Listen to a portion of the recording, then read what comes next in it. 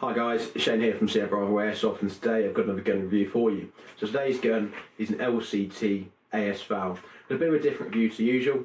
Normally I'm unboxing a brand new gun, sort of telling you what it comes about the box and talking you through a brand new product. But today's slightly different because a few of you have been asking for a review of the guns that are behind me, what I've got, and so I'm just talking through the collection I have. But I thought I'd do this one because it's actually one that I'm parting ways with fairly soon, so before it goes, I thought I'd do a video on here and tell you a bit more about it. So it's based on the Russian AS VAL, which is a really cool gun that was created in the 1980s for Russian Special Forces units, chambering 9x39 rounds that was subsonic.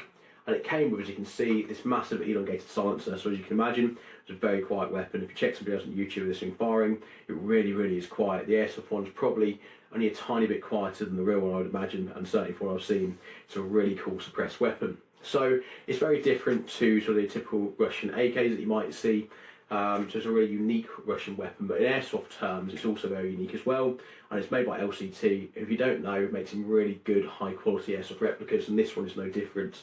So it's made of proper stamped steel, not the cheap Chinese metal that you normally come across. This is actually a really hefty product, and it's really well made and quite solid. So the stock, literally no play, that is absolutely solid. There's nothing you can do to make that wobble really. As I say, it's made of proper steel, and the whole gun itself is just constructed absolutely solid. It's a gun that I would definitely own again, given half a chance. If it came up at the right price, I'd buy again. But for the time being, it's just not what I'm looking for. But as I say, it's an awesome bit of kit. I wouldn't hesitate and recommend it to others. There's a couple of things that are slightly annoying. I'll talk you through those in a minute.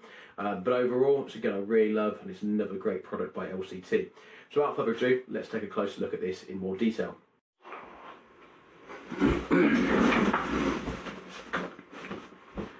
So I've got the AS VAL laid down here, and I'll talk through some of the sort of the key features and things to be aware of with this gun, because it is fairly unique, and perhaps the first time you get one of these, things like the battery won't always be obvious where they go. So hopefully I'll address some of those questions that you might have and kind of talk you through this gun in a bit more detail. So starting with the tip here, you've got this really long elongated silencer on the front here, and this actually, believe it or not, forms your battery housing. So underneath here you've got your battery, and I'll show you in a moment how you can actually access that, because it is not necessarily obvious straight away. Mag release just here, so push that forward and it releases the mag. Like most AK mags, there's kind of a lip at the front of the mag here, so when you put it in, you kind of need to put an angle and make sure that lip sits inside the mag well as it should do. Now just here you have got a safety switch. So unlike the AKs that you typically see, where you have like a long arm that does your fire selector, you've only got safety here. Your fire selector is actually this little lever here behind the trigger.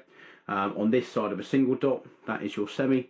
When I turn it over on the other side, you'll see 3 dots and like a little triangle shape, and that dictates or shows you where your full auto is.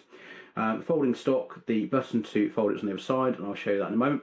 But before I turn the gun over and show you the other side, and again just how it looks from that angle, I'll show you the battery first. So underneath here you have a little button, and you turn this clockwise, sort of 90 degrees, until your iron sights are running down the side of the gun parallel to this rail here, and we'll talk about that in a moment. Once your sights are there, it should, there you are, you'll hear it click, it will free up, and it exposes your inner barrel just there, and hopefully you can see that. So you've got your barrel just there, and I've put on this a nunchuck style battery simply because I know they fit really well on this, because normally it's quite tight. One thing to bear in mind, and you notice there's electrical tape here, that is to try and keep the wires safe, because this can end up pinching here and actually end up shorting out the gun, and that's not what you want, because then you'll need to rewire the whole thing. So putting this back on can be a bit of a faff, but you've got to try and find the hole in the silencer that matches up with the inner barrel going in there. So it can be a bit of a faff to get it on. So this goes back on, like I say, at 90 degrees, other way around.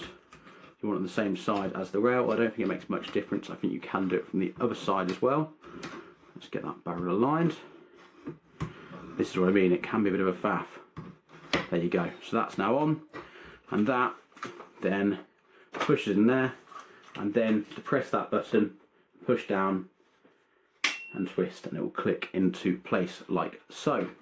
So let's put this gun over on the other side here, and we'll talk about it from this angle. So you've got on this side here, this rail, that is for mounting optics and accessories onto the gun that fit on with that rail, and the only optic that I can, or the only thing I can think of is either a rail or an optic designed specifically for that. So there's not much you have in terms of choice other than those two types of fitment. So to fold the stock, you've got this button here, and that then locks it in, and it clips in against that rail.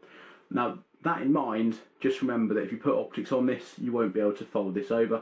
So if you're going to be using this for vehicle work or getting in and out of tight spaces, then you might not want to run a scope on the side because it will need to come off. So a bit of a design flaw, but it's the same on the original one. But to be honest, you might want to get this set up as a DMR with a full, with a stock, because some people use like a Vintorez as a DMR type gun, in which case you'd want to use a stock most of the time anyway. So just worth bearing in mind, you've got your sling attachment on the front there on the left hand side of the silencer at the front. Then at the back, it's on the opposite side of this stock here. So quite handy, because I prefer to run my slings on opposite sides of the rifle. I just generally find it works better for me for a variety of reasons, which maybe I'll cover at a later date. But that then locks in there.